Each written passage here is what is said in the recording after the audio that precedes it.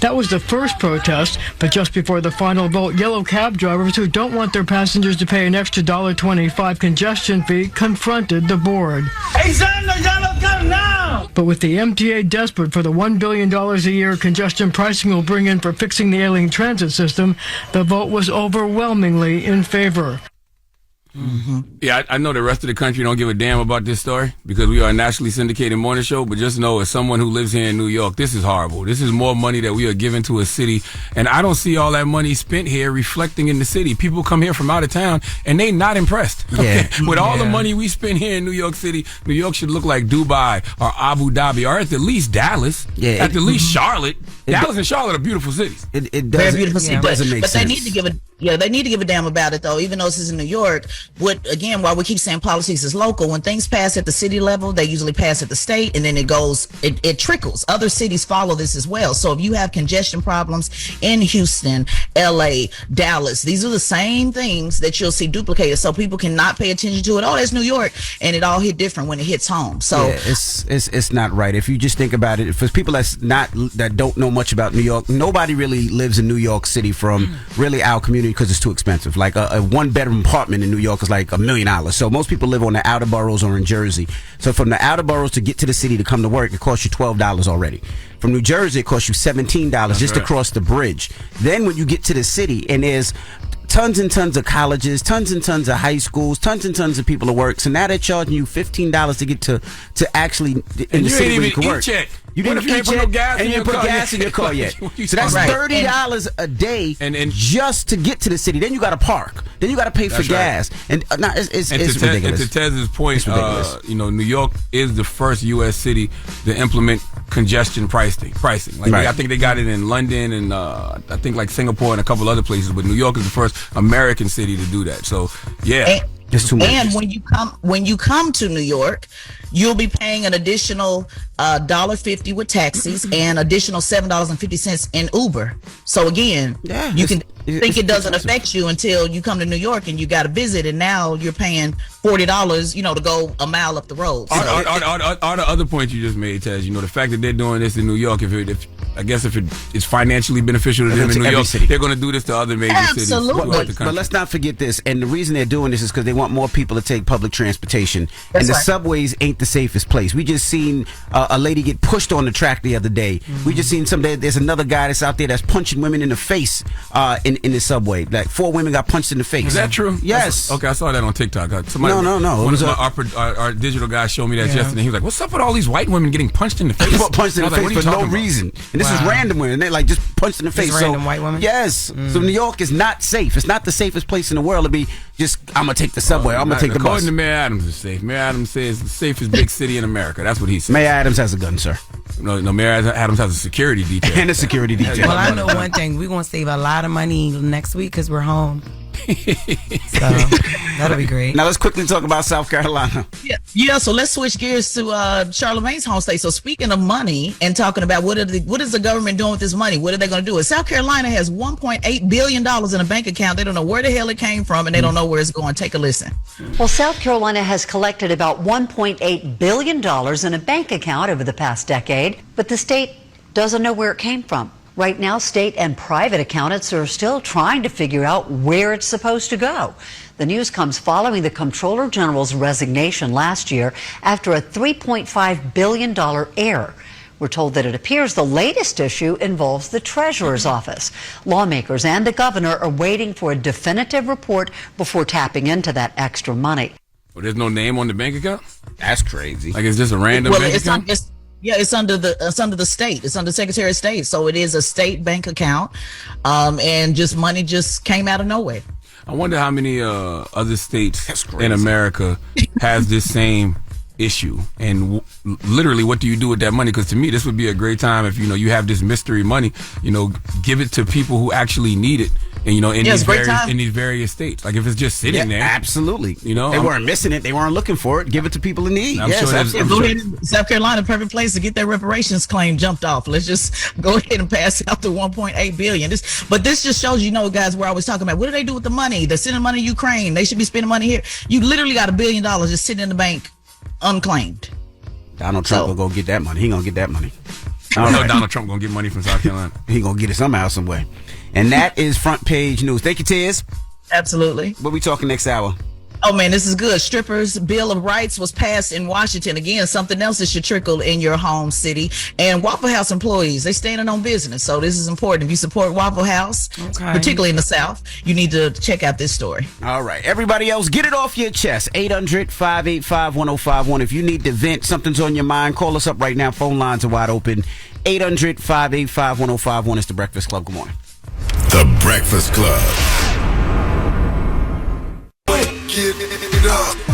This is your time to get it off your chest. Keep calling. 800-585-1051. We want to hear from you on The Breakfast Club. Hello, who's this? What's up, Envy? This is Kassan from Detroit. What up, Doe, Kassan? What's up? Where's Charlotte at? I'm right here, Kassan. What's happening, brother? What's up? Good morning, Jess. Good morning, babe. Charlamagne, you gave Detroit Donkey of the Day yesterday. But yesterday, when that school is called Taylor Preparatory Academy, it is in Taylor. That school is not in Detroit. I didn't say that school was in no damn Detroit. Yes, you did. Listen to you. I just listened to it. I listened to y'all a day behind because I listened to the podcast. You kept saying Detroit. Now I gave Taylor, but you kept calling it Detroit. That's not Detroit. Hey yo, you it's Taylor. It's not in Detroit. You were calling it Taylor. Oh, you talking about the woman? Because they fired the woman that had a rap career. Exactly. How do you feel about that? You think she should have got fired? I haven't seen her videos. It depends on the content, but I'm sure if she worked in the Detroit public school, they wouldn't have paid it no mind. How close is Taylor to Detroit? It's about across the street. It's a city away. It's not Detroit, though. That's like the news, Charlamagne. That's like the news calling stuff Detroit. We expect you to give us good news and make sure that it's accurate. That's not accurate. But she was. You're right. But she was inspired by Detroit because she was saying because the song is called Motown. We live in Detroit, but Donkey of the Day should go to Taylor, not Detroit. Well, I gave it to the school. You gave it to Detroit. No, I gave it to the school. Detroit ain't gonna let him. I gave it to Taylor Preparatory High School in Detroit. No. You gave it to Detroit. No, I did not. I gave it. No, you're wrong. I gave it to Taylor Preparatory. I might have said Taylor Preparatory High School in Detroit, but I said Taylor Preparatory High School. One of my good teachers used to tell me, I'm not going to argue when I know I'm right. Listen to what you said yesterday. You only gave it to Detroit. I did not. I just listened. No, I gave it to Taylor Preparatory High School. Hello, who's this? So what's up, DJ MV? This is Mark. Mark, what up? Get it off your chest. First of all, what's up, Jess Hilarious? Hello. I'm kind of upset the fact that black people will crucify Diddy without him being formally accused of anything. You know, it's so many other race out there that's accused of far more worse. But we just got him on Twitter. They just slamming him on Twitter, slamming him on Instagram, just slamming him. And why we just don't back our own people and support this man through his trial and tribulation that he's going through? Well, I don't know if support is the right word because we none of us know what the actual situation is. But I mean, you can't use social media as a gauge because they just gonna get these jokes off. But like I said yesterday, it is very disappointing. It's sad to watch what's happening with Diddy because to sit here and act like we didn't grow up off Bad Boy, to sit here and act like Uptown Records didn't impact our life, to sit here and act like we didn't wear Sean John and drink Ciroc. It is very disappointing to potentially see another legacy crumble. But regardless, like we don't know. We don't know the ins and outs. We don't know what happened. You know what I mean? And we're playing from the outside. And like you said, yeah, sometimes it is disturbing when you see that when we haven't got all the information. But if he is found guilty, those victims need justice. By the way, even if he's not found guilty, but if he's innocent, then even if he's not found guilty, it's still disappointing to see another one of our great black icons attached to something like this, whether it was Bill Cosby, whether it's Russell Simmons, whoever it is. Right. It saddens me when I see this type of stuff. It just does. No, I agree. And all I want is our black people, in times like this, just stick together, man, because this don't feel right. You know what I mean? Coming from a black man, this don't feel right. And I'm behind him until he formally accused. All right, brother. You got to say pause. You say you behind Diddy, you got to say. Shut up, man. You should just pause that just because. Okay, no Diddy. And then see now you saying no Diddy. See, you got to get your joke off. But see, here's the thing. Why do we act like? And I talked about this on the podcast this week on Brilliant Idiots. But why do we act like you can't have a litany of emotions? You know what I'm saying? You can feel sadness and disappointment because you're like, damn, another black man has ruined their legacy, allegedly. You can feel, compassion for the victims, and you can get some jokes off. Like, it's not a one-dimensional situation. Yeah, but you can't have all those emotions because we don't know. Like you saying, why can't we have all those emotions? Because we don't know what happened. How you say it 1 minute, but you laughing? You keep talking about, his legacy, his legacy. That's what humans are. Don't nobody give a damn about his legacy if he guilty. You feel me? But then we you don't laughing. know. Because it's complex. Right, you don't know, but still. Because all of that stuff can be, you can have three things true at the same time. It can be funny. Mm-hmm. You know what I'm saying? You can be sad and disappointed that another black man allegedly put himself in this situation, and you can have compassion for victims. I don't know why human beings act like we got one emotion all the time. That's not real. Mm. And things can change at any given moment. It can change, but like you like Cosby is the perfect example, right? It's effed up. But there's so many people that follow the Cosby Show, and because of that went to college, became a doctor, became a whatever because of the Cosby Show. That's why these things are complex. So it's Yes. Do I feel compassion for Bill Cosby's victims? Absolutely. Yeah, of course. Am I disappointed to watch a black man ruin his legacy like that? Yes, of course, 100%. But now, do you want the Cosby Show off the air? No. But like, so I like how he said it just now. Then to watch, if that's what to watch him ruin his own legacy. Mm-hmm. You feel me? Like, that's what you do. You ruin your own, your own stuff. All right. Well, get it off your chest. 800-585-1051. If you need to vent, hit us up now. It's The Breakfast Club. Good morning. The Breakfast Club. It's a new day. This is your time to get it off your chest. Wake up. Whether you're mad or blessed. It's time to get up and get something. Call up now. 800-585-1051. We want to hear from you on The Breakfast Club. Hello, who's this? Hello? Yo, get it off your chest. Yeah, we speaking to me? Yeah, sir. This is D. Scott. You called up, man. Get it off your chest, man. Yeah, I did, but I don't know who you talking to, man. But anyway, I got two things to say, and I want to say them real quick because envy you real quick with that button, man. 14 years I've been trying to get in here. Hello, Jess. Hello. Love you. Voted for you. Wanted you to get in there. Thank you, babe. But listen, Charlamagne and Envy. Yes, sir. Hello to you too. But listen, y'all talk about white people taking over our colloquialisms, or Charlamagne says it another way, but I ain't got time to do all of that. My bag is the colloquialism. Your bag? Black people came up with my BAG. Okay. It's like my bag of stuff. There's another word for stuff, but Papa got a brand new bag. We say my bag. White people couldn't understand what we were saying, so they say my BAD, and that's not what it is. It's my bag. I've been trying 14 years to get on the run to say this. What the hell are you talking about right now? I don't know. I don't know. You know when you say my bag? Yes. Well, you say my bag because I've heard you say it. I don't talk about but my it's bag. Not my bag. I don't even use the word bag. It's my bag. I don't say things like that. Let's get to the bag. I don't even talk like that. Bro, I'm not arguing with you there. You have a good All right. All right, man. Have a good one, man. What is he talking about? Yes. I have no idea. I don't know. Colloquialism or something? 2 minute waste of time. But get it off your chest. 800-585-1051. If you need to vent, you can hit us up now. We got Jess With The Mess coming up. Yes, a lot of people are stepping in support of Diddy. All right. We'll talk about that when we come back, so don't move. It's The Breakfast Club. Good morning. The Breakfast Club. Morning, everybody. It's DJ NV, Jess Hilarious, Charlamagne the Guy. We are The Breakfast Club. Let's get to Jess With The Mess. News is real, whether it's Jess Hilarious, Jessica Robin Moore, just don't do no lies. She don't spare nobody. Worldwide Jess, worldwide Mess. On The Breakfast Club. She's a culture shooter. She was able to get y'all to see something and understand something that nobody could get you to see. It's time to set it off. Now, it was celebrities coming to Diddy's support. I mean, and listen, we can't expect nobody to just not support him. You know what I mean? So it is what it is. But I found interesting this. Tagoe shares his personal experience. This might have been 10, 12 years ago that I called him and say, hey, I have a family member who I want you to hire them as an intern. And he said, yes. And they were flying around, one of the interns, Atlanta, Miami, whatever, on the jet, in the house, whatever. And then the internship stopped abruptly, like 3 or 4 months into it. Yeah. And I spoke to my family member, like, well, what happened? And they wouldn't say. And years later, they finally came out, and this a male, and said that Puff had said, come home, stay the night with me, or the internship is over. And they said, absolutely not. And the internship ended.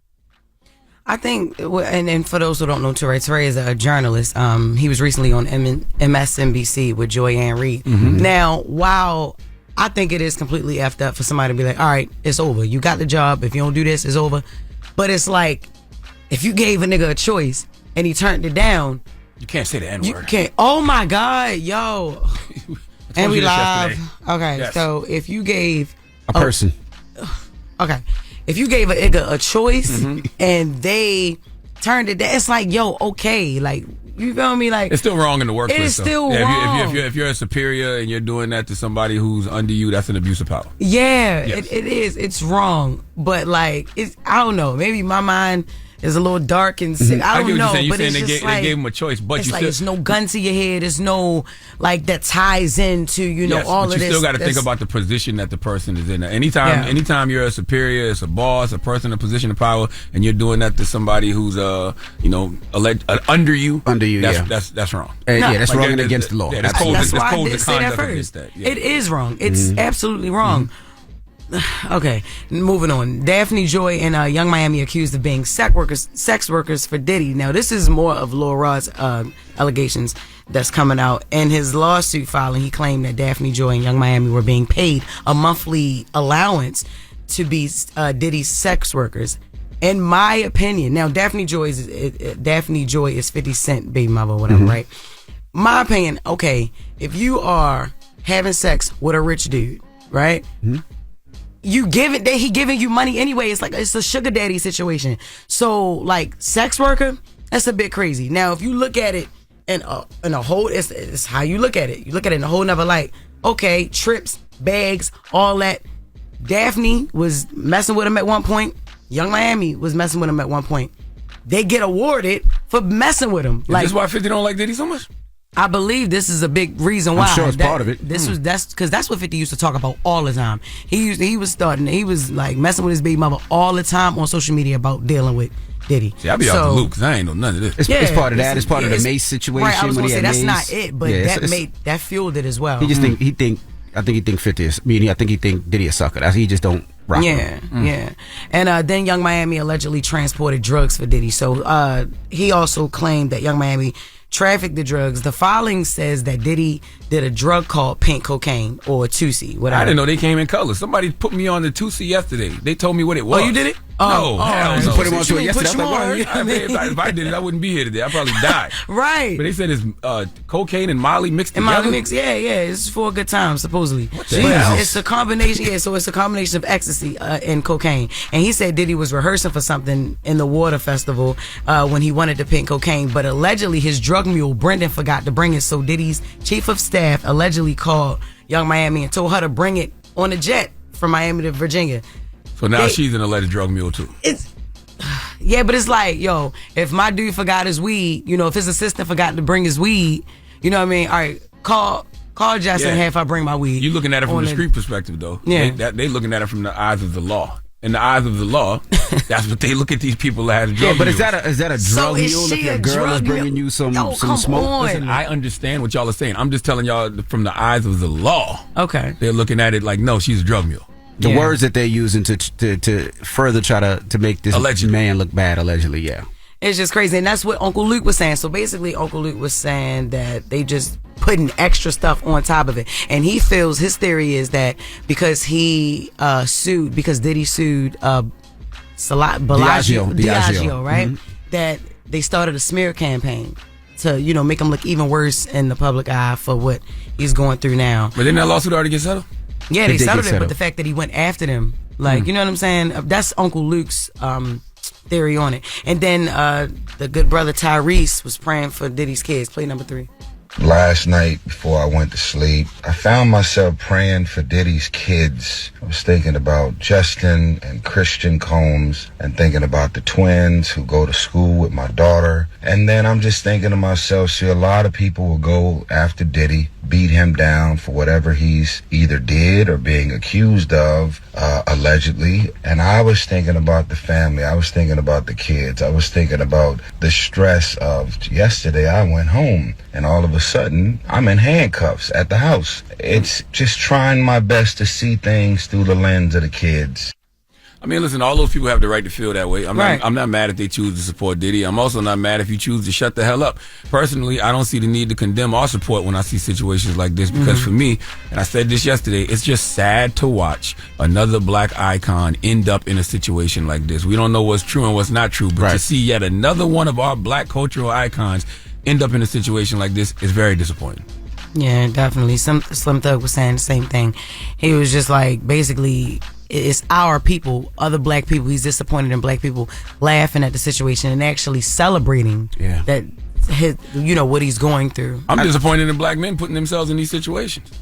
So, allegedly. I was going to say, we just don't know. Yeah, if all these things about Diddy are true, then, he will be held accountable. But it's still sad that, someone who has it all could potentially burn it all down because they can't get out of their own way. Correct. That's sad. Yeah. I agree.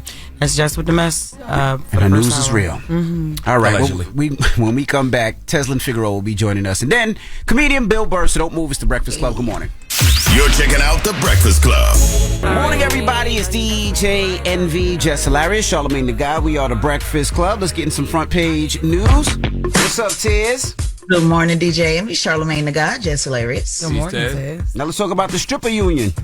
Yes, the Strippers' Bill of Rights. Now, again, every city has strippers in their city, but this is a good thing that I hope to see trickle down in a city near you. Now, as of this week, Washington passed it as an official law. Take a listen. This bill helps ensure adult entertainment establishments are safe for workers. Flanked by supporters of SB 6105, known as the Strippers' Bill of Rights, Governor Jay Inslee gave his approval with a stroke of his pen. It's pretty simple why we're passing this bill.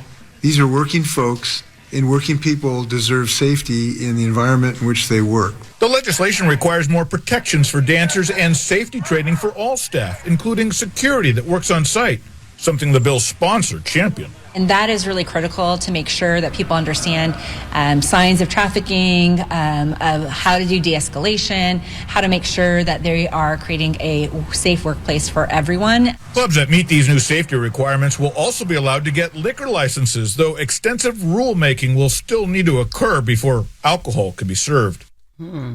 So this is a really good thing. That the venue is going to make them have more security, or is police officers going to have to be outside the club? What does this bill actually mean? Making sure that they have the proper security, making sure there's safety measures, making sure that, especially if you're having alcohol around strippers, need to make sure that there's proper security. Also making sure that sexual harassment is stopped, the ability to identify human trafficking, conflict resolution, first aid.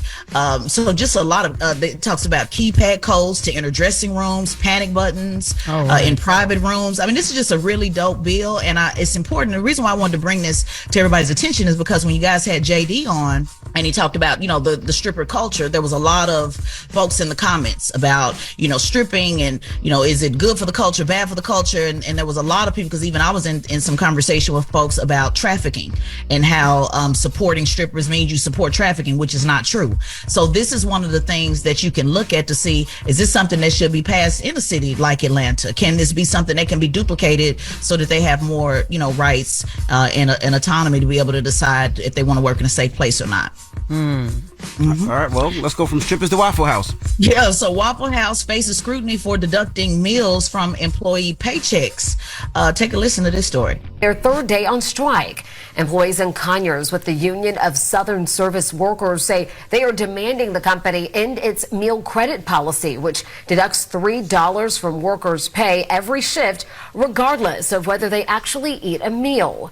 Workers say they're also demanding better working conditions, higher wages, and safer workplaces. Now, if you know anything about the South, particularly Georgia or any of the southern states, Waffle House is a community staple. I think even Charlamagne has said that before, on this show. And I think this is a really terrible thing. So let me just break it down to make sense. The first problem with this is Waffle House is taking close to $3 for each on-shift meal for employees, which can be problematic because they only make $2.90 per hour. So they're taking this money from the employees, even if they don't eat the meal. So that's the first thing. They're just saying automatically we're just going to take the $3 out. The second problem is it's being deducted at retail price. So legally, employers are allowed to deduct the cost of employee meals, but it must be provided at cost and not for profit for the company. So charging $3 for a Waffle House meal is pretty much what people pay at, the average what people pay at Waffle House. So they're asking for an investigation to make sure that they're not getting overcharged. So again, two things: charging them without them even eating the meal, and then two, overcharging. So Waffle House employees are on strike. They've been striking this week. They've been saying that we want to make sure that we're treated fair as well. So if you go to a Waffle House and you can't get any service or there's not anybody in there, this is the reason why. Yeah, I would think if you work at Waffle House, that would be a benefit, right? Like, let's just say you're doing a 8-hour shift. You would think you could get at least 2 free meals out the meal. And I'm saying like the average. It's not, obviously you can go in there and order up $50 worth of food if you want to, but they're saying that the average is supposed to be at cost. So somebody's only making $2.90 an hour and you're charging me $3. You're basically taking an hour of pay and then I didn't even eat the meal. So that's the problem. You're charging people if they didn't even eat the meal. They're just saying we're just going to take it out on GP. Don't worry about it if you eat it or not. I just want to know. I want to know what meal at Waffle House costs $3. Damn sure ain't that all-star. Well, maybe special. I just want a side of bacon. Maybe a side of bacon is high as hell. So I don't know, but eggs, something. Yeah, ain't no meal at Waffle House cost no $2.99. That's what I'm saying. I think $2.99 might be a deal, But I will be mad if I don't eat. You still gonna charge me? I don't like that. But $3 and like you said. But if you only making $3 an hour. But guys, this is what I'm saying. If you're only making $3 an hour, you just took an hour of my pay. So look at it that way. Rather than what costs $3 at Waffle House, I want you to look at the fact that you're taking an hour of my pay. They make $2.90 per hour. Most of their money is made on tips. Yeah, I would think that they would just let them get 2 free meals. I don't know how long their shifts are, but if you work a 4-hour shift, you probably should get 1 meal. If you work an 8-hour shift, you should get at least 2 meals. Right. Yeah, bottom line is don't take the hour pay. That's the bottom line. Whether they can find something for $3 or not, that's not cool at all. I wonder how that works with waitresses and waiters, right? So if you work in a restaurant, they don't give you every food on the menu, right? So if you work at a expensive restaurant, you can't just say, I want a lobster for lunch. Right? I don't think you can do that. Yeah, but that ain't Waffle House. Waffle House can afford. They should be okay. Okay, I can't make me an egg breakfast real quick. Couple scrambled eggs, some toast, and some grits. And I guess that ain't gonna cost no money. But I guess they feel also if they don't take it out the check, who gonna say anything? Because who at Waffle House gonna call and be like, Jimmy just ate. They just gonna cook it and eat it. Now I might limit you on the T-bone and eggs breakfast. You know what I'm saying? Might even limit you on the chicken and egg breakfast. But the egg breakfast, no protein, you good. I mean, all the stuff that Waffle House employees got to go through. Come on, Charlamagne, you know this in the South, especially after the club. They should be able to eat for free, period. Everything that they do, though. Like, the Waffle House people, they crazy, too. They be fighting each other. Everything. Burning people with the stove, everything. Waffle House. You should go look at the employees. If you get a moment, go look at the employees that was on strike. Jesus. You get a chance to see. So yeah, it's okay. It's okay for us to give them a free waffle. So anyway, guys, this is a union, and I just want to point out that these are things that you can do. Just talking about local politics, how it can affect a city, a state, how it can go all over the country. Usually when things get bubbled up to the federal level and people say, oh, how did this happen? It's because not paying attention, to what's happening at the local level. So right. And then it goes stand national. up for Waffle House. All right. Mm-hmm. Well, thank you, Tez. Absolutely. Make sure you follow at Tez and Figaro on all social media platforms and subscribe to the Straight Shot No Chaser podcast on the Black Effect iHeartRadio podcast network, hosted by Tez and Figaro. All right. When we come back, Bill Burr will be joining us, comedian Bill Burr, so don't go anywhere. It's The Breakfast Club. Good morning. The Breakfast Club. Morning, everybody. It's DJ NV, Jess Hilarious, Charlamagne the Guy. We are The Breakfast Club. We got a special guest in the building. The legend, man. Bill Burr. Welcome. Hey. Hello. How you feeling? I'm all right. You all right? Yeah. When you hear the word legend, do you just feel old or you feel like I'm accomplished? I don't know what I feel. I never feel like this business is. You feel like any moment, like whatever you got is going to go away. So I don't pay attention to that stuff. Mm-hmm. I obviously like it. No, legend doesn't make me feel old. It makes me feel good. But when somebody's like, man, I grew up on your comedy. Yeah. I started listening to you when I was 8. I'm like, oh my God. And you see them, they're like, divorced. You're like, oh God, how old am I? So yeah, I would say that's the type of stuff that makes me feel old. I want to go back a little bit if you don't mind. Okay. I want to know, what got Bill Burr into comedy? Traumatic childhood. The usual stuff. Nobody happy gets into this stuff. Then the delusions of fame get into your head, and then you somehow get into it. I definitely liked it when I was growing up, but I got into it by chance. So I thought you had to be in Hollywood to get into it. Like, I had no idea there was this huge stand-up scene in Massachusetts. So I was working in a warehouse, and I was working with this guy, and he was into stand-up the way I was, and he was funny as hell. One night we used to go over to his house, have a couple of beers before we went out, save some money. And we were watching stand-up, and he was going, Bill, we're funnier than these guys. He goes, one night I'm going to take a shot at Jack Daniels and go up on stage. And that's when it stopped being on TV. And it was next to me, and I started thinking oh, wait a minute, if he can try it, I can try it. Still took me another 5 years to figure it out. I started kind of late. Did you ever feel like you had to wear a dress or suck a to get on in Hollywood? Jesus Christ. No, and that whole theory is ridiculous. Yeah. That's what's going on out there. Yeah. That there's more pedophiles in Hollywood than there are in plumbing. It's like it's a problem. Right. Why plumbing? I don't know. Just like regular jobs, they're acting like every pedophile in jail created friggin' Star Wars. Yeah, it's no, it's like they're going, that's what's going on. What's funny is what's going on in Hollywood is going on in most businesses, where it's there's a lot of people working overtime, not getting paid, not getting credit, and getting pushed down, and people at the top taking more and more. But the problem with Hollywood is those idiots stay in Hollywood, and they look at most of the country like flyover states, and then they go on these stupid, award shows, and they talk down to them. Mm-hmm. That's everybody is like that, but then they just the sociopaths get the dumb people wound up. Mm-hmm. What did Bill Burr want to be before he became a comedian? Or you just always wanted to do comedy? I was just failing at everything. Mm-hmm. I did horrible in school, so I just felt hopelessly behind until I started hanging out, with people that were into comedy, and then somehow I found it. Then I remember doing that, and then I was just all right, this is what I'm supposed to do. Because everything else I was doing, I just never felt like this is not it. I don't feel like these people aren't the same kind of weird that I am. Did you ever want to quit? Once.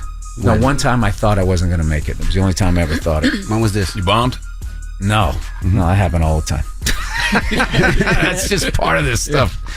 I was doing I'm not going to say where I was because it's a sad story. I'm going to bum you out. Okay.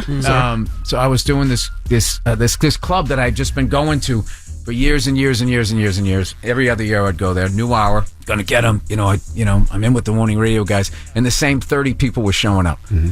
So it was after the late show, and I was sitting there, reeking of smoke, because you could smoke all 3 shows. Smelled like I fought a fire. My eyes were all burning. Mm-hmm. And I was just looking at the wait staff, and they were lifers. They had been there before, and they were older, a little bit heavier, and they were counting up their money, and they were smoking their cigarettes.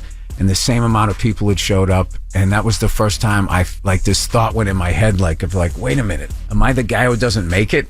Mm. Oh my God, the panic of that. I went back to the comedy condo, and I was just laying in bed trying to turn it around, and my brain was just, no, you're the guy who's not going to make it. So that was, Then I got back to New York, and it was better. I came, after the gig, I came back, and just the energy, I had a couple of good sets. Sunday night at the Boston Comedy Club was a huge turning point for me in my career. Probably how I ended up here right now. Mm-hmm. And that would get me to think positive. And you said you never bombed, right? And I didn't say that. You said you have bombed. Bombed all the time. You have, but I don't think you bombed, Bill. I think that people don't know if they should laugh at what you're saying. You know what I mean? Well, maybe now, but no. Back then, God. I remember bombing so bad one time. There's this comedy club called Mixed Nuts that's now called the Comedy Union. And that was the black club, right? So I went down there. It's funny, I started doing those rooms because I used to listen to Richard Pryor. So his albums were so live that you could picture the crowd. So I had this idea of what a crowd looked like. It was weird. I'm white as hell, and that was my idea of what a crowd was. So I ended up doing those rooms along with the white rooms, right? So I was on stage bombing so bad, like this right here, silence. And I just remember hearing this woman's voice in the back. She just goes, "I ain't laughed yet." About 10 minutes. Damn. And then that was the biggest laugh of the set. Everybody laughed, and then they just started talking amongst themselves, and I didn't know how to turn it around. It was, and there's something, it's bad enough bombing in front of your own people, but bombing in front of another race of people, knowing that you're taking down a bunch of other white comics with you, like, because you represent for all white everybody. comics. It's just like, I white people ain't funny. This corny ass mother, oh man, it's not just me. There are others out there. They're funny. Yeah. It was bad. You liked Richard Pryor. What's your favorite Richard Pryor album? Maybe Was It Something I Said? The one I can't say. The one came out in 82 was Super Half what? of them have the N-word in it. You're going to get me in trouble. Half of them. That was a setup question, I think. I'm lucky I got a good night's sleep. I would have been like, oh, I like that N-word's crazy. I will say I bought his albums because he just looked funny. That was the first one I bought. That N-word's crazy when he was pointing like that.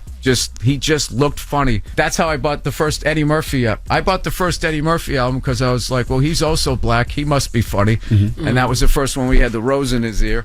You see how that works? So you did represent for all white comics because you see one funny black comic. You think that's how it works. It's almost like I found a genre of music. So I would listen to I listened to all of his stuff, and I just there was something about the way he did it, which I didn't understand it as a kid, but the way he did it, the way he trashed white people, he got you to listen to him and laugh at yourself. Where by the time Def Jam came around, Crack 80s and all of that, black comedy was like a different thing. But like what I loved about Richard was like you like rooted for him. You felt like you knew him. It was really insane.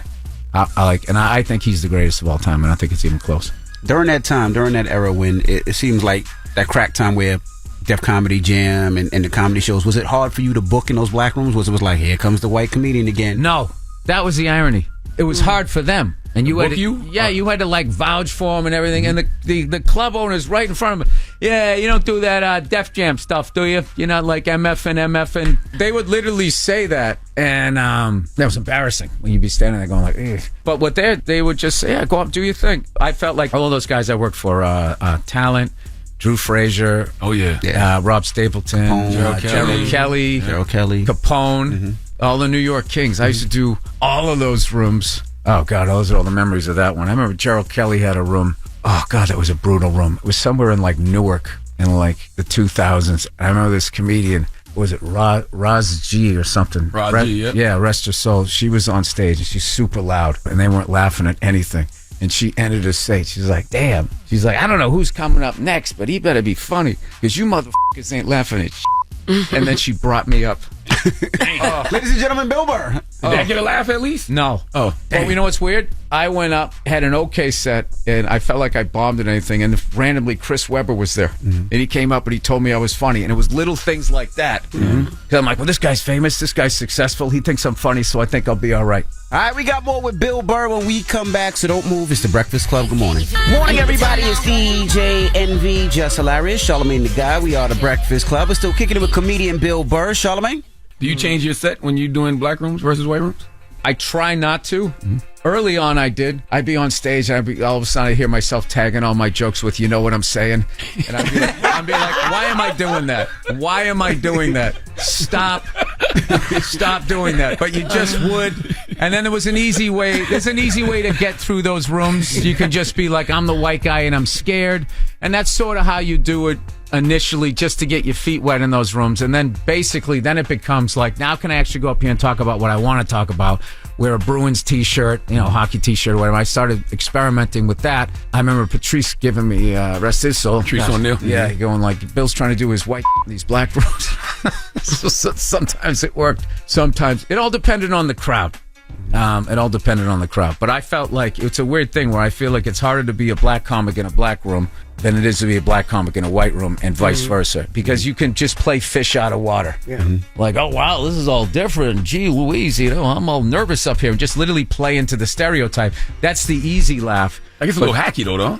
100%. Yeah. But not early on. Okay. I forgive any of it because you're just trying to survive. Because it's like, white people don't experience being the only you a lot. Mm-hmm. We just sort of walk in, more white, and you just live that. So to first experience that, and that's what's funny. When I first started doing those rooms, I didn't see black people as individuals. I just saw black people. As I kept doing them, I started to see individuals. Like, this guy's like my buddy Mitch. This guy's like, and I started to see, this guy's a good guy.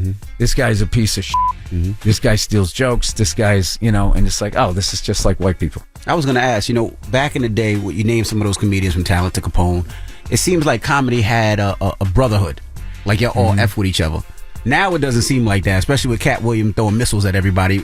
Was it a brotherhood back then, or was it always competition in missiles? No, it always was. It's just you couldn't air your grievances on social media and that type of stuff. Like, there still is like a comrade, especially the people that you start out with. When you go up and you're doing like open mics and stuff, it's just one impossible situation after another. You just get thrown into these things. You sort of bond with each other through just, I did gigs like, we don't have a microphone. Is that going to be a problem? We're just going to have you stand here in this hall. Oh my God. No, it was just like some of the places. And then you would what kept you going was your friend in the crowd laughing at you, watching you trying to figure this situation out. So there's definitely that. But, people focus on the negative or whatever. So, generally speaking, we get along. It's no more difference than other stuff. Now, when you see the black comedians going back and forth with each other, what do you think about that? Or do you even look at it as black comedians, or you just look at it as comedians? No, comedians, because white comedians are doing it too. Really?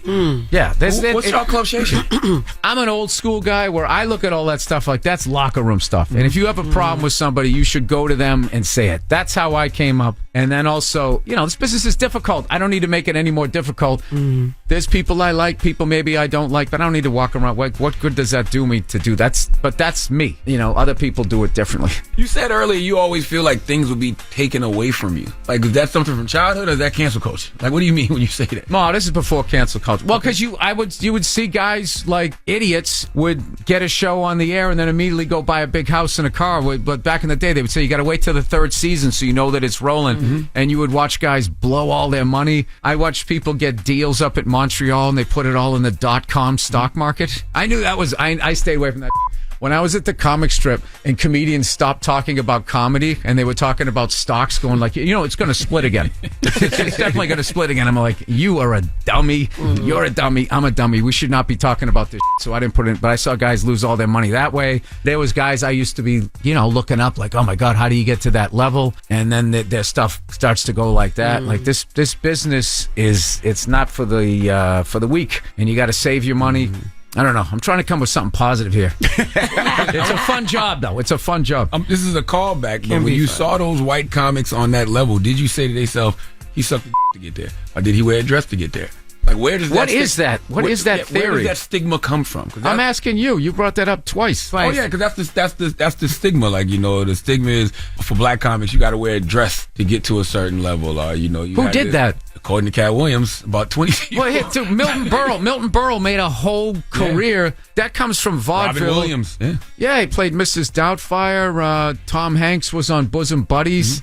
Oh, yeah. I mean, it was just like, it was kind of the, we don't have a good idea. Let's put a guy in a dress. That's kind of what it was. But I understand, that's just one of those white things where I don't have to look at it like, oh, they're doing this because they're trying to belittle me because they don't see me as human. I don't have to deal with all the stuff you guys got to deal with. So, I don't know how much of that's true, how much of it's paranoia. I can't speak on that. I have no idea. But, you never wore a dress. Yeah, and that whole sucking it thing, like it's like or just I thought gay in Hollywood. You just sort of you did. I said you never wear a dress. He said, "Nah, not that or that whole sucking the shit. That's just right. not my." No, it's more like you create a show, you go in, you pitch it to these people, they somehow take control of it. You lose the creative by credit. They make all the money. You don't. That's the way it usually works. It's not like you want a TV show, huh? All right.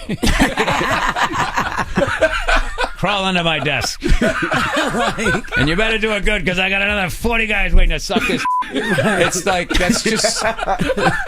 I think a lot of people want it to be that way. Yeah. Because it just makes them feel better about their lives and where they're at. But it's just like, like most of Hollywood is overworked, underpaid people not getting credit for some that they created. And it happens to everybody. It happens at different levels, and you have to learn how to protect yourself, and nobody teaches you. You just go in there taking punches, and then you go, and that's usually how you learn. Wow. Is there comedy to be found in this year's election? The joke I've been doing, like this election is like, when Hollywood makes a shitty movie, you're like, man, that movie sucked, and then 2 years later there's like a sequel, and you're like, they're making another one of these? Yeah. That's how I look at this. I think the job's not worth the headache, and I think that the House and the Senate basically voting that you can't prosecute us for insider trading, and they're all worth $20 to $40 million, and you watch CNN and Fox News, who are supposed to be these journalists, just completely leave them alone. It's like, why do I want that job? I can just sit here. No one knows who I am other than in my state. I can make my $40 million, move to another state. No one knows who I am. Get a boat and some coke and some whores, and I'm good, right? That's how they look at it. Like if I was running CNN and Fox News would be shut down. They're anti-American. All they do every day, their business is to divide us. And then who they go after? They just go after. The reason why comedians have been getting so much is because we don't advertise on their network, so we're just soft targets, right? That's like at the beginning of the pandemic. Remember that kid who he hoarded all the hand sanitizer? Yeah. One of the greatest gambles ever, because they always SARS is coming and all of this. This kid said, all right, I think this stuff is real. And he had a whole garage full of hand sanitizer, and he was upping the price by 100%. And seeing, they were just dragging this kid. How could you do that? And then meanwhile, like big pharmaceutical companies, it's like $460 for a leukemia pill. And that's totally fine. Why is that fine? Because they're making money off them, so they're not going to bite the hand that feeds. So this is the that you think about when you're alone a lot on the road, and it eventually makes you go crazy. So I have decided what I just sort of I don't pay attention to anything. I try not to, but then when I do, it's like heartbreaking. Like there's a documentary about the Ukraine that came out, won an Oscar, and I just saw the trailer. It's like it's the most heartbreaking thing you've ever seen. Yeah. It's almost like ignorance is bliss, right? Like that's what you realize. The less you know, the happier you are. Yeah, it's weird.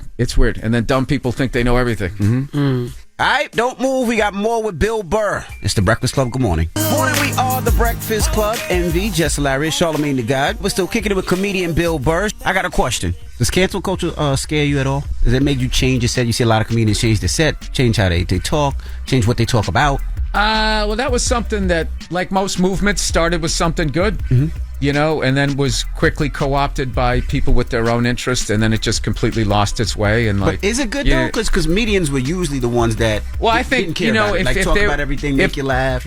But if there was people, the initial thing that there's these people out there sexually abusing people, that was good to get rid of those people. That wasn't bad. But then all of a sudden it spun into, what are you talking about in your act? I kind of didn't really notice it was happening, that I was kind of on stage going oh, I just said that. What if somebody just takes that clip and does, I didn't realize I was doing that till I did, Dave Chappelle was doing COVID shows, and I went there and nobody had a phone, and just the freedom of that, not like I was going to go up and say something ignorant, but just not having to worry about that when they were really kind of coming for people, because I think it's died down. It's weird. And I was performing at Fenway Park. Oh, that was one of those things that was so big. I don't think I even mentally dealt with it until 2 years after I did it. 35,000 people. Yeah, something like that. I felt like I was in Led Zeppelin. They had a police escort. We drove into the thing. Yeah, that was something. So that was a one time only. Because they're like, you want to do it again? It's like, no, I don't think there's any point to go back. A lot of requests for tickets. Oh, from people. It wasn't that bad. What was nerve wracking though was my high school reunion also was there. No. So they just decided to go to the show and it's just that's just a weird thing where when I meet people from high school, I had a really cool class. So I'm still the person I was and so are they. It's just I'm doing this weird thing. I had to block that out a little bit, right? To be all those girls you were afraid to talk to. You go back to being little Billy redheaded kid in 9th grade. So I had to okay, I gotta block this out and do my job. You married, right? Yeah. To a black woman, if I'm not mistaken. Yeah. How does that happen? How does that happen? I'm saying a white guy from Massachusetts. I watched Different Strokes growing up. And I had a crush on Janet Jackson. Yeah. Where'd you meet her? First time I met her. Oh my God, this guy was blocking me so bad that night. You don't blame him, obviously. No, he was doing it because he was miserable in his own relationship. So, like, he saw me, like, and it was like, you know, it was like fireworks. Like, we just, like, I've only met 2 people that had, like, a vibe like her in my life. And the first one was a dude. He was just, so that wasn't happening. Wasn't he tight? No, he was like, no, just walked in the room, you know, and you just knew the person was coming in the room. She has that vibe, right? Hold on, you got to clear that up. I want to be clear about that. You didn't date the guy or nothing. No. I just want to make sure. Is it the first one? When are black people going to let go of this homophobia? You always got to check. Like, what are you doing? For the story. With your manicured eyebrows. Like, I'm going to sit here and act like you're all good over there. Like, you don't swing a leg over the fence every once in a while. Like, hey, wait a minute. Look, you got sandals on and white socks. You look like you just came from a steam room. John Travolta. Yeah. Oh my God. No, I just mean like I always paid attention to energy because my energy was terrible. I was like all introverted and blah blah blah blah. So I was fascinated with people that were just free. So that's what I meant. Got you. Okay, we're gonna go back to sucking for a show again. This guy's a one-trick pony over here.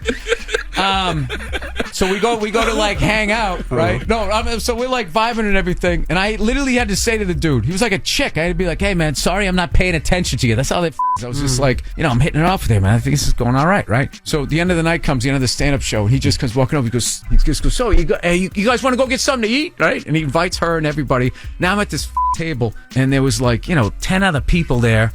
And he's all the way down the end, and he's still like yelling down, trying to interrupt any of my talking to her. I mean, so long ago. I just remember one point the check came, and I didn't have any money. So I said, just give me the cash. I'll put it on my card. He's like, oh, he's just trying to get the miles. Like that's how he was doing it, right? It was the middle of the dinner, right? And I finally just look at her. I just give up, right? Because he won't shut the up. And I finally just looked at her. I go, can I at least split a cab with you home? So she does that female thing. Why do you want to split a cab with me? I was just thinking, I go, because I want to kiss you. Right? Oh, yeah. okay. Right. So she put her head down and smiled, and I was like, I got him. This guy. So I let him do all his bullshit. Everybody leaves except for him, me, and who's going to become my future wife. And he literally goes, Nia, he goes, where do you live? Do you live uptown? And she goes, yeah, I live uptown. I go, I live too. He goes, you want to split a cab? He was trying to leave with her. And she goes, no, I'm riding home with Bill. And he's going like, oh no, but I live up. He was so in his She just said, I'm not going to say his name. She went, so-and-so, I'm splitting a cab with Bill. And then he left. And the rest is history. I don't talk to him for 4 days. And he calls me up. He's like, hey, what's going on? I'm like, nothing. What's up? He's like, you didn't call me because you thought I was blocking you the other night? And I'm like, you were. He goes, no, I wasn't. I'm like, why did you bring it up? So that was the end of that friendship. Well, that was crazy because I'm literally still starstruck. Just remember when I just walked past the room and I was like, oh, Bill, where's Bill Burr? How you doing? And he was just looking like, hey, what's up? Like, not at all like, oh, yeah, you know, I am that guy. You know, it was just real cool. And the first time you made me laugh was Racial Drafts, the Dave Chappelle skit that you did. Like 3 years old? When it came out, but I watched it because I was a big fan of Chappelle's show.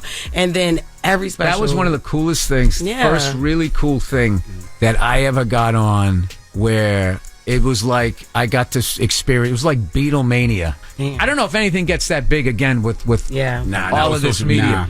But it was like when everybody brings up, you know, the Rick James one and all of that. I will tell you this: the Law and Order sketch that I was in, the first cut of that, that I think Comedy Central thought was too dark.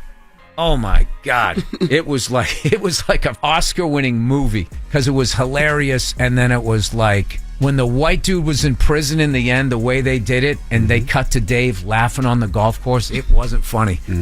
It was like, this is what you do to us. It was like, wow. Southern Comedy Central like, oh, you know, we thinking there's a different ending. They didn't like it. I got to see them, the Rick James sketch before anybody else, and I remember laughing my ass off, and there just became a point I stopped laughing, and I was just like, this is like... I've never seen anything like this in my life. Yes, that was probably the first, kind of still like one of the coolest things. I got to be on. I met Charlie Murphy. Charlie Murphy, rest in peace. Yeah, rest his soul. Oh man, the stories that went with that guy. Yeah, he had. Oh my God, his stories. He had endless. He told this story one time, and it was all stuff from the '80s. It would be so like, yo, I was at this party. It was me, Sugar Ray Leonard, and Punky Brewster. Right. And just going like, what? Like, what party is this? Right? It was just all these like 80s icons, right? Then he was talking about Sugar Ray Leonard being drunk, talking about how quickly he could throw punches at your ribs and not hit you. And he said that these white guys were letting him do it. He was drunk and he kept hitting them, and they would like fold in half. And he was crying, laughing, telling him. And I was going, why the f would they do it? I don't know. That's the nicer one, I can tell. Bill f***ing Burr, man. Thank you for joining us. All right, thank you for having me. You guys were nice. Everybody got me all nervous. Like you guys are going, why?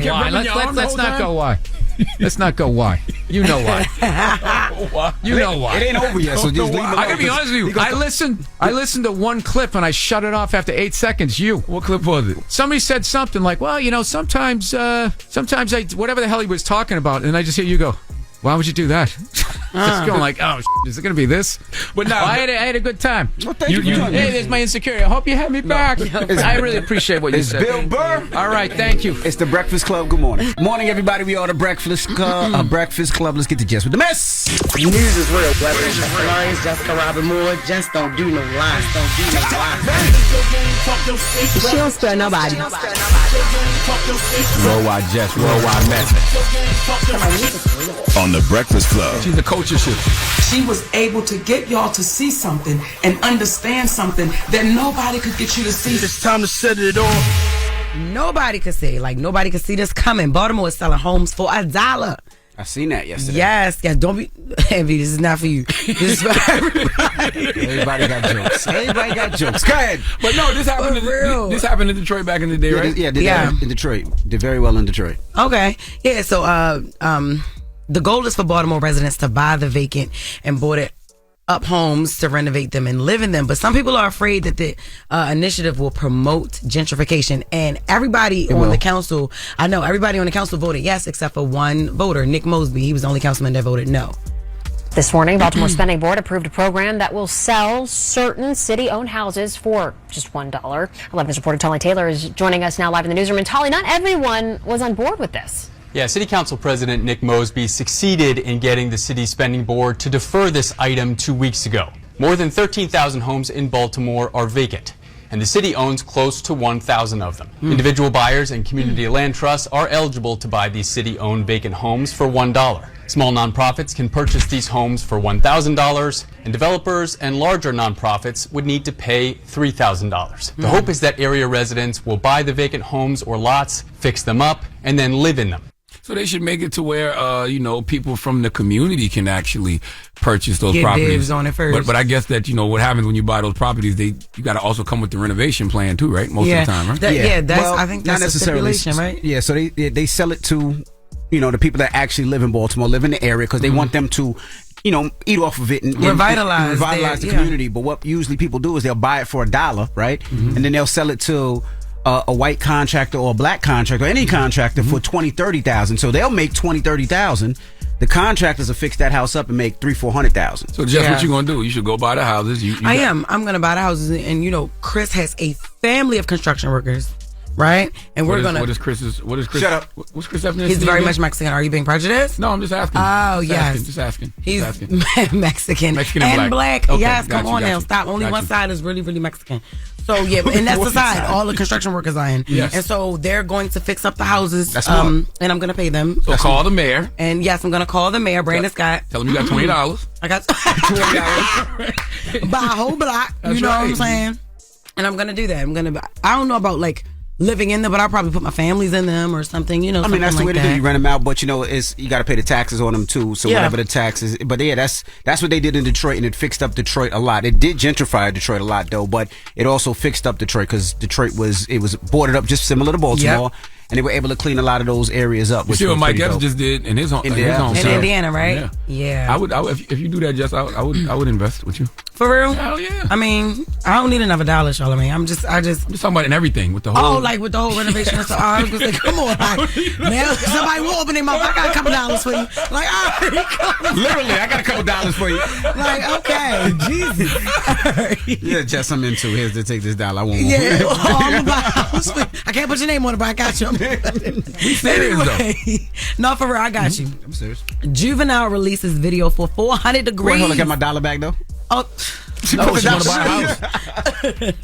So he finally released this video, and this song came out in 1998, but he just released a music video for the album's title track, 400 Degrees. He released a video to commemorate the 25th anniversary of the album. The album is Jennifer. I said Jennifer. Jesus. Juvenile's best-selling album ever. This album is certified 4-time platinum and sold over 4 million copies. Classic. I love that he just did this, though. Like, Me too. It's a couple other artists that can do this, too. We've been talking about this for a while. I remember when Nori was up here and we were saying that him and Nas should do Body in the Trunk over. Yep.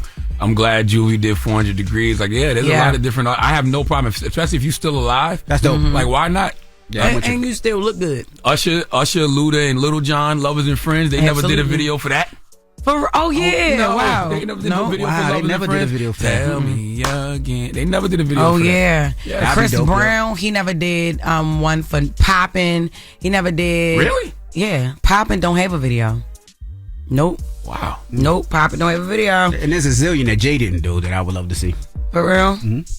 He a little different now. He ain't gonna be the same. He gonna be in the suit, leaning on the car. With the dreadlocks. Yeah, he's not. Jay too chill to be doing videos like he used to.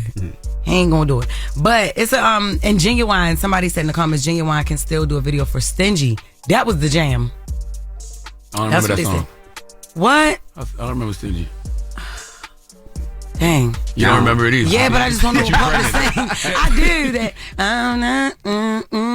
Boy, when black people don't know a song, they'll hum it. Me. Please forgive me. Oh, That's the Damn, song. It didn't have a video? No, it didn't have a video. Oh. But look, he was in the comments like, for real, I can't do it. Because, he can't dance like he used to, but he still look good. It don't matter. Do the song. Act it out. Do the video. Act it out. Get a stunt double. That's like, it. All right, y'all. So, that's Jess With The Mess for that hour. All right. Thank you, Jess. Now, also, Jess Fix My Mess is up next. So if you need relationship advice or any type of advice coming up after Donkey today, you can get on the phone lines right now. 800-585-1051 for Jess Fix My Mess. Now, Charlamagne, Donkey today, who you giving your donkey to? Listen, man, there's a show called Yellowstone, big show on television. Forey J. Smith, he plays Lloyd Pierce on the show. He needs to come to the front of the congregation. We like to have a word with him. All right, we'll get to that next. So don't move. It's The Breakfast Club. Good morning. You're checking out The Breakfast Club. Some donkey todays just saw themselves. I've been watching Charlamagne. I was ready for it. I never heard of donkey the other day. What is it? Say it again, Charlamagne. I'm a donkey. Yes, you are a donkey.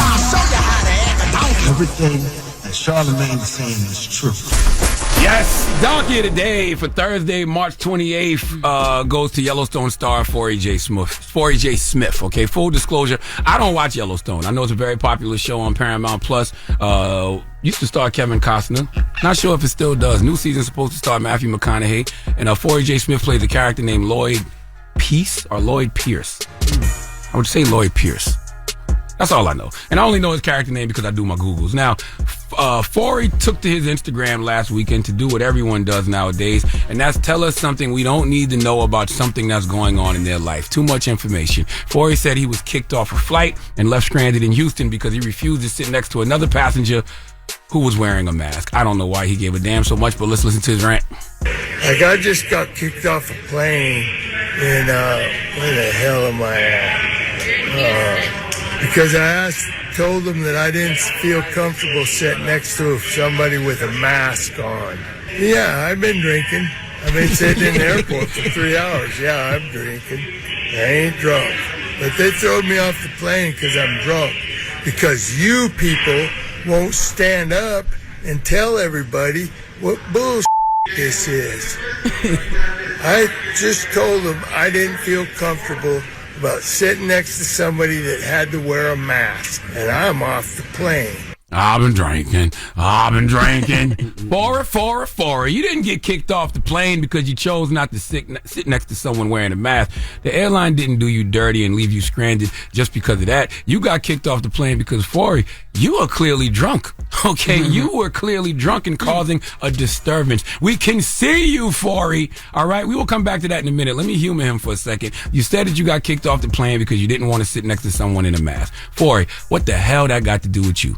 Why do you care that the person sitting next to you was wearing a mask? This is like in 2020 when COVID deniers would get mad at people for wearing masks because they thought wearing masks meant you were an easily controlled sheep. Wearing a mask was a political thing in 2020. I guess in 2024, some folks are still holding on to that.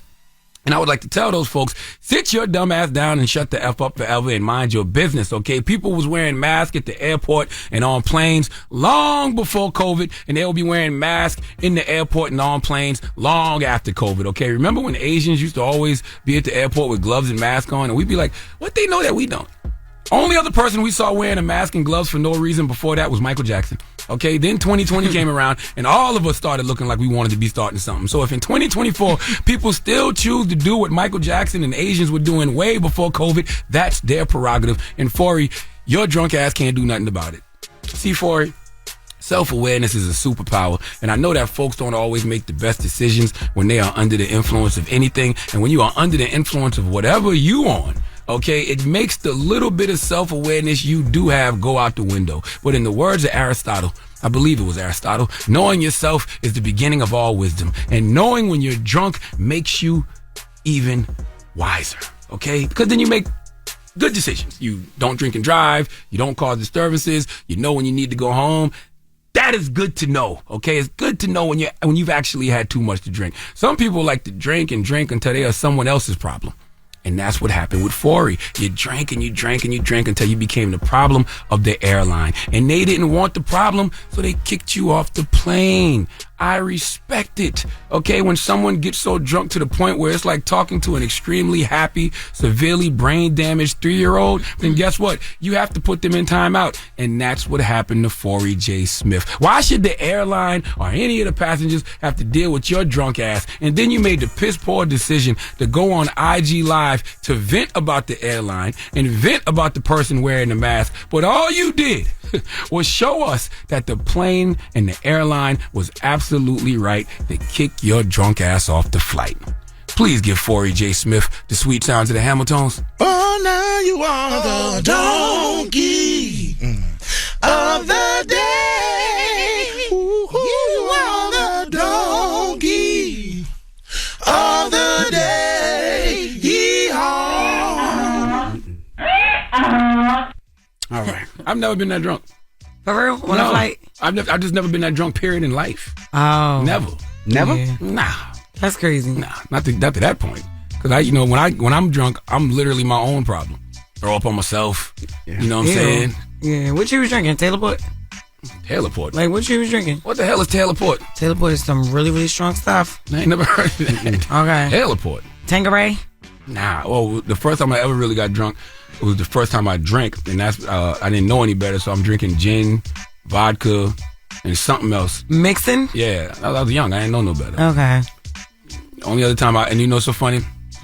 Our guy G-Spin, salute to G-Spin. G-Spin sent me a picture the other day of a party. Remember we used to go party at the Pink Teacup? Yep. Back in the day? And it was the night I got so drunk, and I was having a conversation with him, and I threw up mid-sentence. And, oh, my God. And I kept talking.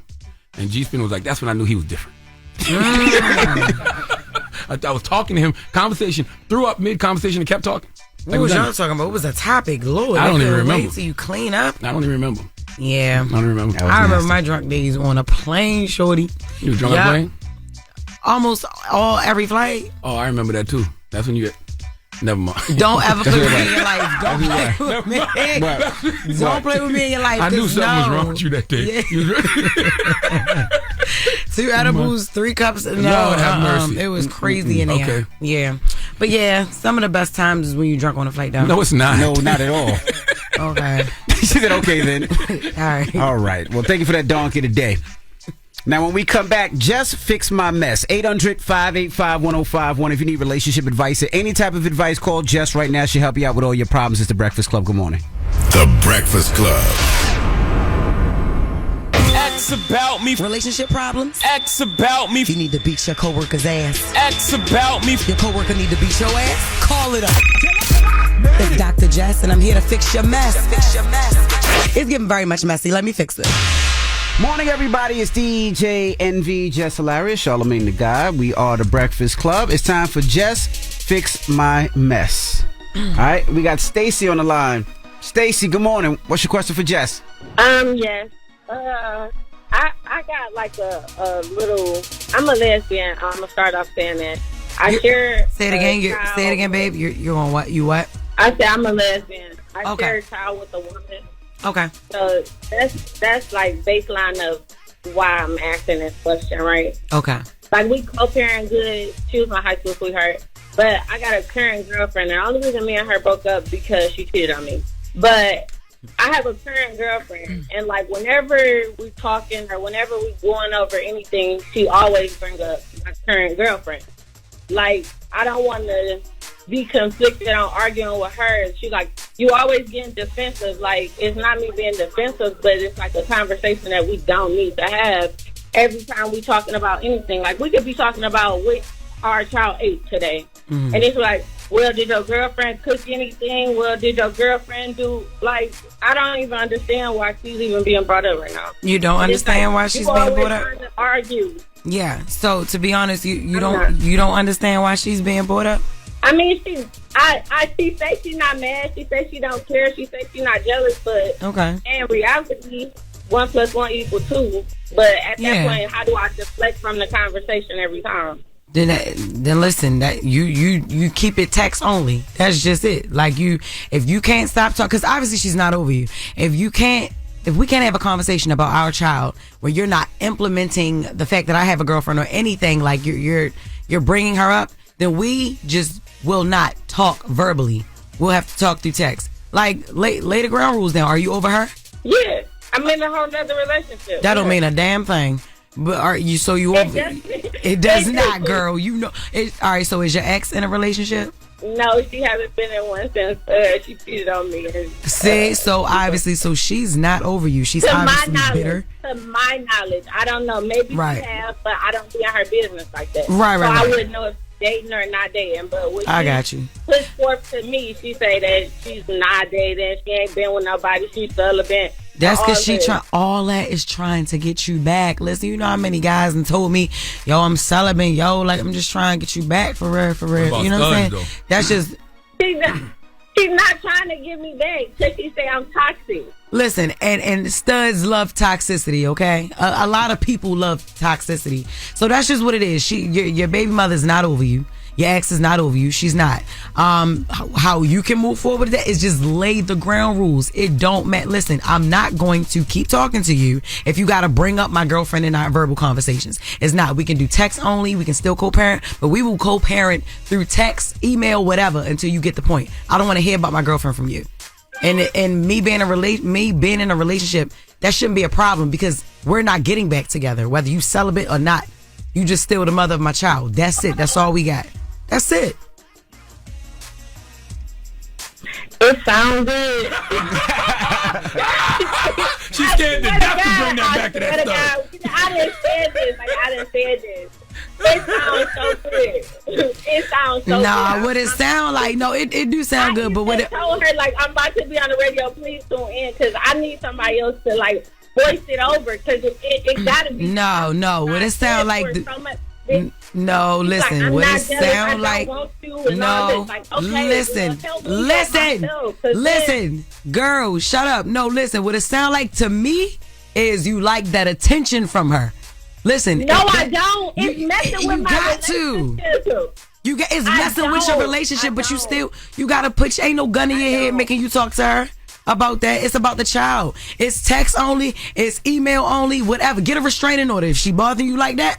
No, she don't bother me like that. Like, we co-parent. How we gonna co-parent with a restraining order? Exactly. That's what I'm saying. But so it's just a verbal for you. You don't like her bringing up your girlfriend. You tell her that. Yeah, I don't like her bringing her up. Yeah, so that's what you do. You make it a text-only situation where that's it. Because you entertaining it still at the end of the day. Like, you still entertaining it. All right, now, you can't control what come out of your ex mouth. No, you can't. But at the same time, baby, it's not that hard. I'm telling you, it's not that hard. Like, for you to not talk to this woman and still co-parent. It, like, verbally. That's just what it is. Like, nah. This is about the baby. Okay. Because you can ignore certain things in the text. You can ignore certain things in the conversation. But it gets to you more when you got to hear it. You feel me? Like, Just talk about what you want to talk about in the text. That's it. When she call you, you get a phone of the baby, take the phone back. All right, she love you. Hang up. That's it. Especially if it's affecting your relationship. Stop entertaining that. Okay, and I have one more thing I want to say, and this is it, and I'm going to just leave y'all alone. All right, well. I saw y'all last year at y'all podcast, and Jess, you look amazing in person. I just want to say that, and I love you. Don't be trying to be gay with me, but thank you. You said what? I'm sorry. I said, don't be trying to be gay with me, but thank you, girl. I'm not. No. I'm messing with you. I seen your act on the show. I mean, I don't know. Maybe you... I don't know. I saw you on stage and stuff. I got it in my phone. She's shooting a little shot. Hey, yo, your girlfriend gonna whoop your ass, girl. You got. I know. I just said, let me stop. But nah, I wanted to know. This year for the podcast, Charlamagne. Yes, ma'am. Could you look out? Could you look out for it? Eddie, give her 2 tickets to the second annual Black Effect Podcast Festival happening April 27th in Atlanta. Don't you bring your sinister ass stud with you though? Okay. No, I'm not sinister ass baby mother. Okay.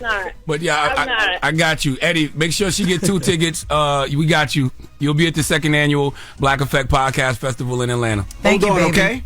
Okay. All right. Well, thank you, Mama. Well, ask Jess. Jess Fix My Mess. 800-585-1051. Call us up now. It's the Breakfast Club. Good morning. Me. Tell her. Made it. It's the real deal. Help me. Oh my God. I'm all up in your mess. I'ma fix it. Fix it. Jess gon' fix your mess, cause my advice is real. Morning, everybody. It's DJ NV, Jess Hilarious, Charlamagne the Guy. We are the Breakfast Club. We're in the middle of Jess Fix My Mess.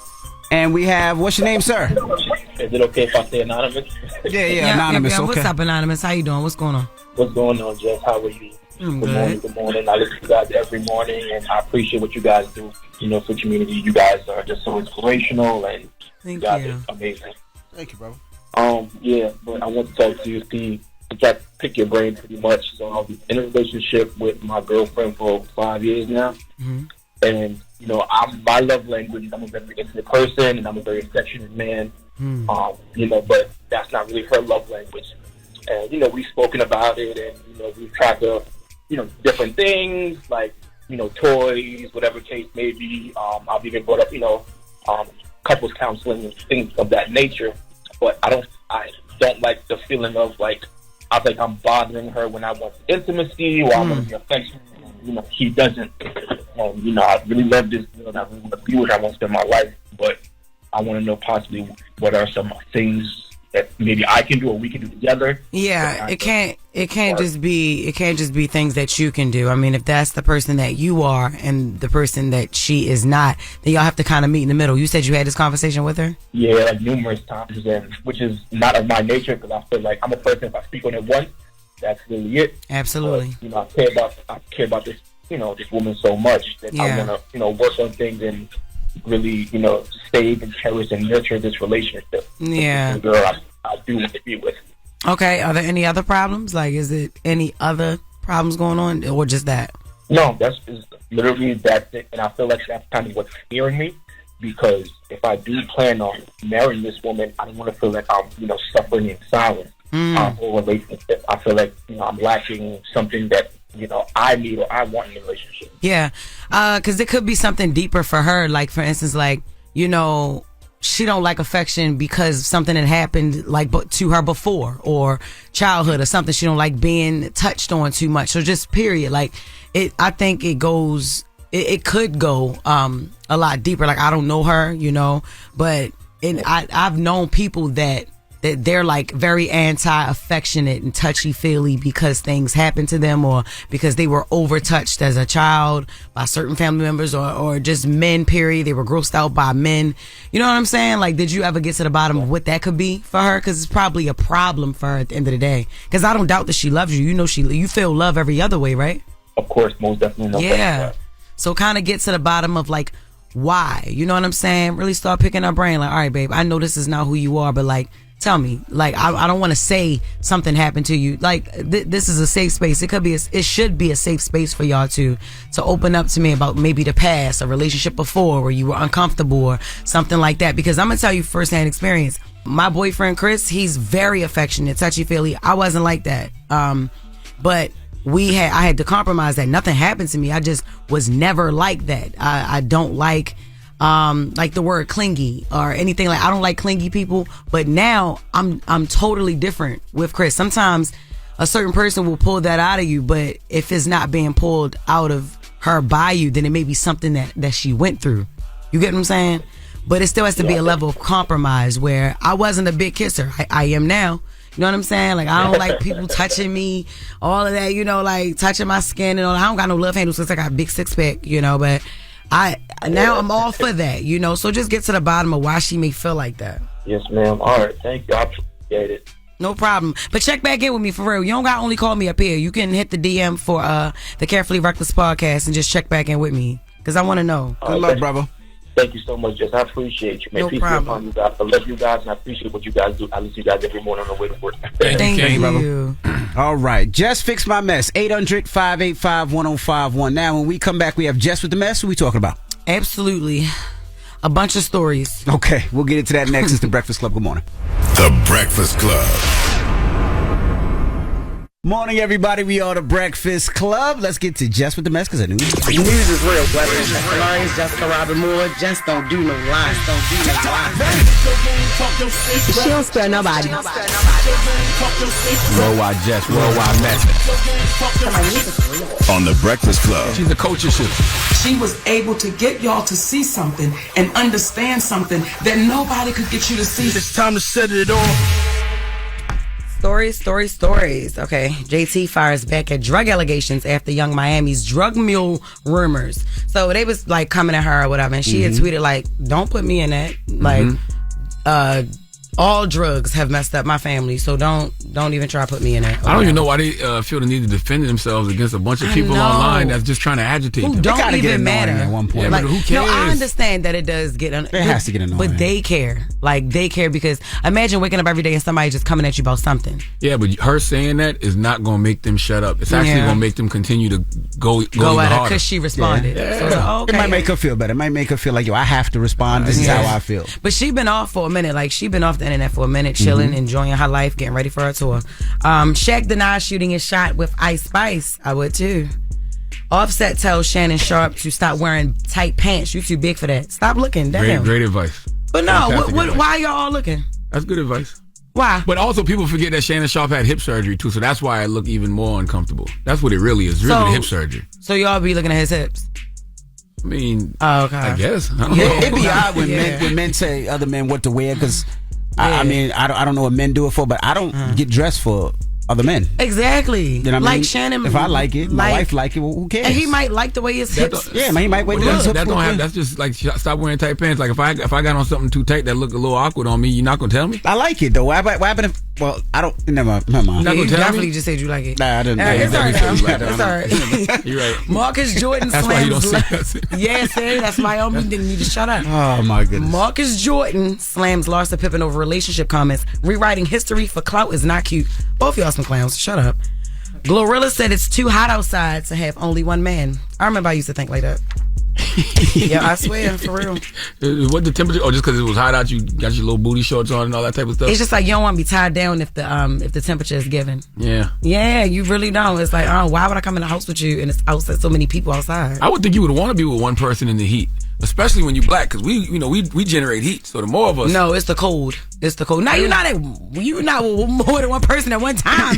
Damn. Okay, you took it back. All right. Ja Rule wants to bring back fun hip hop. Too much negativity. Last week you just said you beat up 50 Cent to Piers Morgan. All right. Jussie Smollett's appeal gets approved to go to Supreme Court. Look, he ain't letting it go. He said, I lied and I don't care, but no, give me my first sentence. No, because they tried to change his sentence on him. Like, they did say that he would only have to do like community service or something like that. And then they tried to go in and change it. So he's like, no, give me my first, keep the deal, basically. I get it. Now, Jeannie Mai is against sealing divorce documents. Last month, Jeezy filed a motion for the courts to seal sensitive personal and financial information in their divorce proceedings, right? Jeezy also asked that filings related to their 2-year-old daughter Monica will also be kept private. I think we should all understand that. But reports are saying that for some reason, Jeannie she don't want the documents sealed. They said, they said she's questioning Jeezy's motives for why he's limiting public access to certain filings. She's pretty much saying that she doesn't plan to be messy or anything like that. So sealing the documents is unnecessary and unwarranted. She thinks the public has the right to access their filings. No, they don't. Girl, are you dumb? Like, I don't like that. Like, what do you mean? And Jeezy always has been a private person, but also, why would you want the public in your family business? Why? After the statement, I don't want to be messy, but then it's like, no, this is private stuff. This is our private stuff. This should be handled in a courtroom behind doors. Exactly. You handle what you handle and keep it moving. And you've been attempting to be messy since the divorce. So what are you talking about? I think this phone, I think people really walk into situations thinking that it's millions of people with them at all times. And those millions of people are privy to every single thing about their life, every aspect of their life. No, that is not the case. Yeah, Janie, I think this is very clowned out of you. And it's just crazy. Like, what are you talking about? And that was the same thing that happened with the Shumpers, right? Remember when Tiana didn't want any of the divorce details out there, and then Iman filed for their names to be used. So that's how we started knowing and seeing stuff. Like, nah, like some people do like privacy. That's right. For real. All right, Portia Williams admits that Simon's immigration status and criminal history contributed to her decision to file for divorce. Oh my God, no. Absolutely. Yep. Red, don't look over here. I know you like a look. She said that she never knew about his sketchy past. Now, he was charged with credit card fraud, bank fraud, identity theft, and listen, getting into a fake marriage to get a green card. Now, I already said this before months ago, but nobody listened. She said that she even asked him about his immigration status and criminal history, and he never told her about any of this. But look, Portia, you wanted to marry him so quick anyway. I think they got married after a month or whatever, or something like that. And then how you get him is how you lose him. You know what I'm saying? Like, you have to... Listen, I Google everybody I deal with. I don't care. Especially when Chris walked up to me with them locks, and he talking about he Mexican and black. First of all, I never seen a Mexican with locks. Ever. You know what I'm saying? It's like, all right, no, case search him, London, real quick, you know? But sometimes things don't come right up. So every 3 months, I do a little case search, you know? She didn't do that. What do you mean when you say how you get him is how you lose him? What, he scammed her to marry him? What you saying? No, listen. Well, how you get him is how you lose him, but how she got him was crazy. Remember, she took one peek at that house. She spoke to him one time when she was friends with Fallon on the show. And then I didn't watch the show, so I don't know. Exactly. But the people who did, you get them how you lose them, remember. All right, then she was like, once that information came out, she started to find out some other stuff that he was hiding from her. She started to feel like she was married to a stranger. So she filed for divorce. That's why I said, who the F did I marry part 2, Envy? And why do we have to reinforce all types of stereotypes? Like, why does he have to reinforce every negative Nigerian stereotype? Why? Yeah, you said people be getting in their own way. But you would understand that, right? Why? You marry somebody and then you find out all this stuff after. Oh, yeah. And you don't want to be tied to it. You don't want to be a part of it. Because people were saying, like, a month ago, she was with him on vacation, but she might have just found out. I'm like, so she was proud to be a Guabodia. A what? What country is that? What trial was that? Back to Williams, child. Back to Williams, baby. So, and for real, all right, real quick. And then the text to Simon, she said, there is nothing in this world that would have told me I would have to divorce you, or that I would even contemplate leaving you, or even for a day. I've always stressed to you that I feel safe with you and how important for someone like me this is. But all of this shows me that you have not cared for me the same, and that is a huge problem. Your job is to protect PJ and I, and you have not. Where the hell that text message came from? I don't know, but she put it out there, and it's in quotations, and it's real, allegedly. So when the TV show start? When Real Housewives of Atlanta? I don't know. Soon, I'm sure. They probably start taping already. Yeah. All right. Yeah. And that's Jess with the Mess. Now let's get to the mix. Let's go. You're checking out The Breakfast Club. It's Women's History Month, and we're celebrating the most influential women in history. Check out this phenomenal woman. Morning, everybody. It's DJ NV, Jess Hilarious, Charlamagne the Guy. We are The Breakfast Club. Now, Jess, Women's History Month, we repping. We're going to rep Megan Good. So our sister, a couple weeks ago, she was like, y'all need to get my sister her flowers. Now, Lamaya Good is her name. And I do understand that because I I've seen, like, over the years, people have definitely downplayed Megan Good's career, right? Really? They'll say, yeah, that she's just known as a sex symbol, just a pretty face, and she can't act. Let me tell you something. This girl been acting since she was 4 years old, and y'all gonna stop discrediting her. She was in one of the major movies from the 90s. Eve's Bayou. She was Samuel Jackson's daughter. Don't ever play with her. She was in Friday. Big Worm Took Their Money. Remember, she was like, I hate him. Yeah, and that was also Ice Cube and Chris Tucker. Like, come on, she was with some heavy hitters. She was also in the famous Jet Jackson. She made appearances on the Steve Harvey Show. Cousin Skeeter, she was in that show. Biker Boys, Deliverers from Eva. You Got Served. She was in Stomp the Yard. Now, one thing I want to point out about Stomp the Yard, right? Columbus Short was like, when he was trying to get with her, he was like, you know what? I seen that shit. Yeah, you know, you like to wear green every day. That's your favorite color. But for continuity purposes, she never wore green until after that clown. So I was like, come on now, y'all should have put on some green before that. But I just pay attention to stuff like that because, you know, I'm like that. She was also on My Wife and Kids show. She had a couple episodes on there.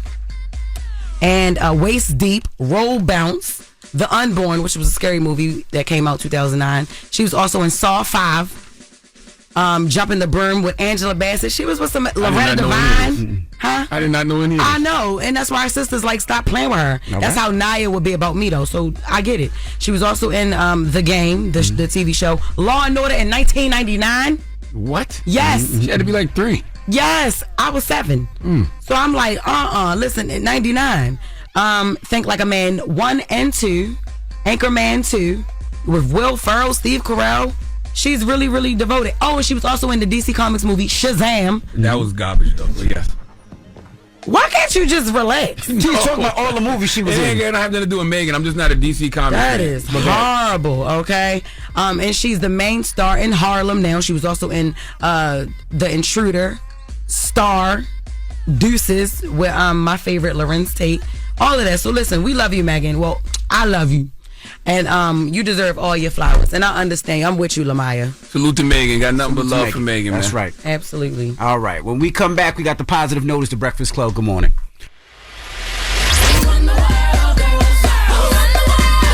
And that was another phenomenal woman in history. Morning, everybody. It's DJ NV, Jess Hilarious, Charlamagne the Guy. We are the Breakfast Club. It's time to get up out of here. Yes, man. I just want to tell everybody, make sure to get your tickets for the 2nd annual Black Effect Podcast Festival, which is happening Saturday, April 27th in Atlanta, Georgia at Pullman Yards. We got Wallow and Gilly on that stage. Jess Hilarious is going to be on that stage doing her podcast, Carefully Reckless. She'll be doing Jess Fix My Mess, and that's what she does on Carefully Reckless, so you can get your mess fixed live. Horrible Decisions, Mandy and Weezy going to be on that stage. Poor Minds Podcast, Dre and Lex. Debbie Brown with Deeply Well. The Baller Alert Show going to be on that stage. I feel like I'm missing somebody. I can't remember right now. Dre and Lex. Did you say that? Did I say Paul Mines, Dre and Lex? Okay. I don't know who I'm missing. Maybe I didn't miss nobody. Well, be that. Oh, my man Will Lucas with Black Tech Green Money. Okay. Yes. And we got like business of podcasting panels with Ashana Ayers will be on that. John Hope Bryant, Damon John. A lot of fun things, man. And also, salute to our partner Nissan. We have the Pitch Your Podcast Lounge. Everybody's been asking about the Pitch Your Podcast Lounge. Attendees will have the chance to record their podcast idea live and have it shared with the Black Effect Podcast Network team. There is no sign up. All you got to do is visit the booth at the festival, and it's first come, first serve. So if you remember last year, we had the Pitch Your Podcast Lounge. It was a long line for people to come pitch their podcast. It's the same thing this year. It's first come, first serve. So go get your tickets, man. Saturday, April 27th, go to eventbrite.com or go to blackeffect.com/podcast festival for the 2nd annual Black Effect Podcast Festival happening Saturday, April 27th in Atlanta. All right. Yes. Leave us on a positive note. Positive note is simply this, man. You have power over your mind, not outside events. Realize this, and you will find all the strength you need. Breakfast Club, bitches! Y'all finished or y'all done?